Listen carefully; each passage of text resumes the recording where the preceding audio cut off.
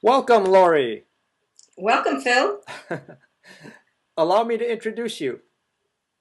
On May 23rd, 2009, Lori Schneider became the first person in the world with multiple sclerosis to summit Mount Everest. Lori is also the first person with MS to complete the 7 summits by scaling the highest peak on each continent. My first video interview with Lori was last October.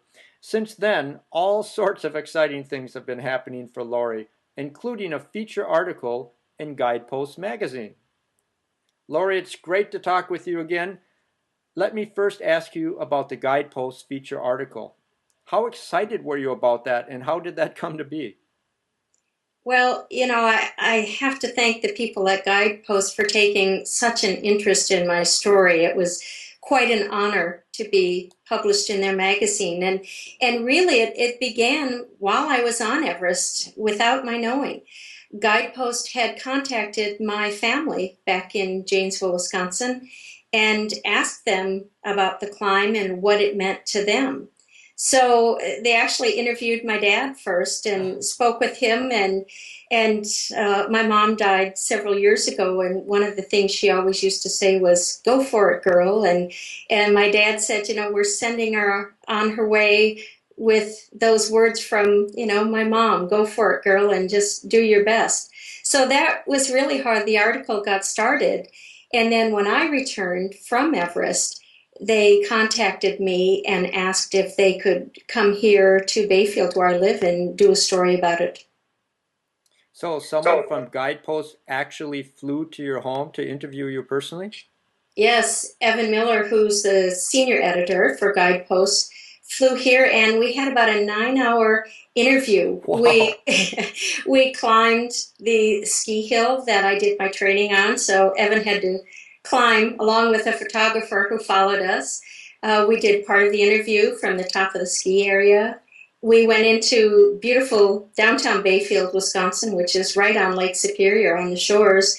Did some of the interview there, and then came out here to the house as well. So it was very exciting to have such an interest from them, and they did a beautiful job with the story. Now, Edward Grinnan, the editor of Guidepost, is a climbing enthusiast as well, and you also had some discussion with him, correct? I sure did. It was his idea in the first place, really, to get this all started. He was the one that spoke with my father, and through his blog really included much of my story several times while on Everest. And he's contacted me since then and has asked if he could include my story in a book that he's writing right now. So that'll be exciting as well. That's terrific. So the article in the January 2010 issue of Guideposts, it sounds like it exceeded your expectations? It did. It did. It was just, you know, a well written and well pulled together article. And really, it talks about the Everest climb, but a big portion of it is about the climb of Aconcagua with my father back in 99, 2000, when I got diagnosed with MS, Hmm. and how that changed my life and my relationship with my dad, and just how that propelled me to move forward in my life. Well, that's terrific. I will definitely include a link to that Guidepost article in this post today so others Great. can read it too. Now, have you received much feedback from the Guidepost article?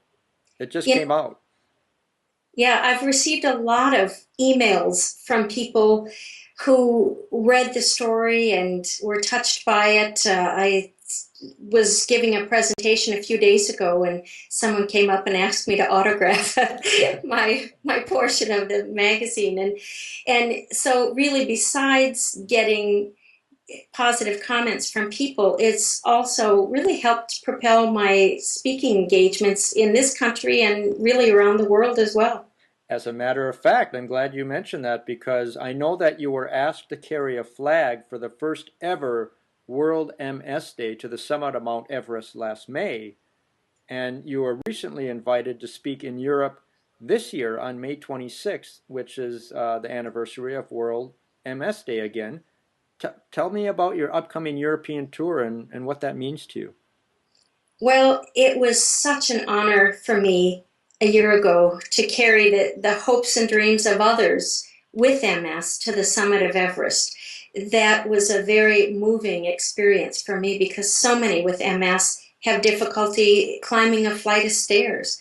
So to be invited back into the arena of World MS Day was really important and powerful. So I've been asked to speak in Stuttgart, Germany at their World MS Day presentation and events. And then following that talk, I'll be continuing on to Holland and speaking in Spain as well. And we have a couple other places in the works that we're working on right now. That's terrific. You certainly have become the world traveler. Well, it's very exciting for me to do that. Good. Now, in December, there's a ringer. That's okay. That's part of real life. Let me ask you this then, because I know that you recently published a book in December called Everest, Climbing Beyond Our Limits. And that book contains photos and journal entries from your Everest experience. So could you read a brief excerpt, perhaps a paragraph or so from that book? Sure. I'll show you the book. Okay.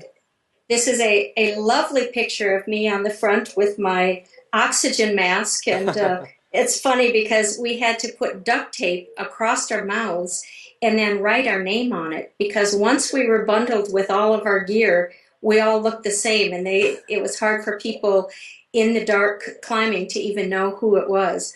So, and this is the summit of Everest is in the background. Get on my reading glasses here. This will show you my 53 years of age. This is the last journal entry from May 25th after I had summited 2 days earlier of 2009. It's called Reinventing My Life. Daughter, wife, teacher, ex-wife, ex-teacher, mountain climber.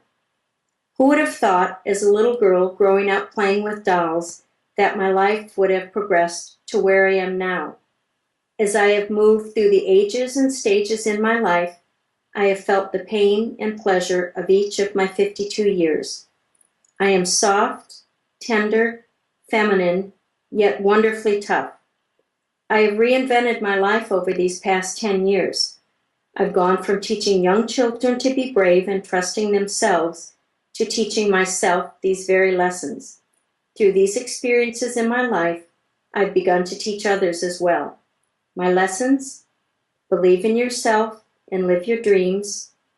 Trust, take a leap of faith, and be brave. Well, that's terrific. That's not only